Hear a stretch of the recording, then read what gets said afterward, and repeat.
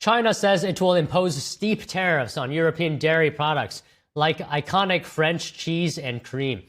It's seen as retaliation to the EU's tariffs on Chinese electric vehicles. The EU says China's action is both unjustified and unwarranted. NTD's international correspondent Malcolm Hudson brings us more. The Chinese regime has imposed provisional duties on dairy products shipped from the European Union.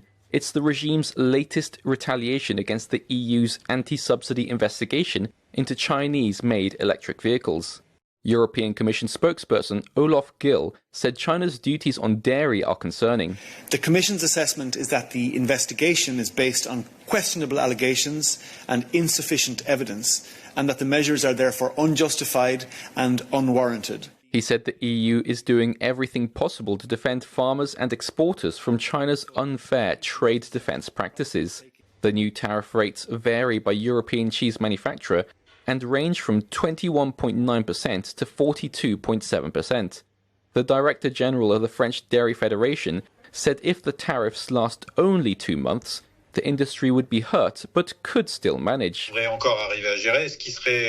What would be dramatic is if these customs duties were confirmed and became permanent. In that case, it's quite simple. We would have to accept that France's export capacity to the Chinese market would be dramatically reduced, if not completely halted. He said French companies feature prominently on the list of those affected because France is a major exporter to China, particularly of the products at the heart of the investigation, cream and cheese. China's anti-subsidy investigation into imported dairy products began in August 2024, shortly after Brussels unveiled a plan to place tariffs on electric vehicles made in China. While the new levies could be reduced once Beijing issues its final ruling, the decision risks heightening tensions with Europe. Gill noted challenges to the EU's commitment to strengthening trade with China.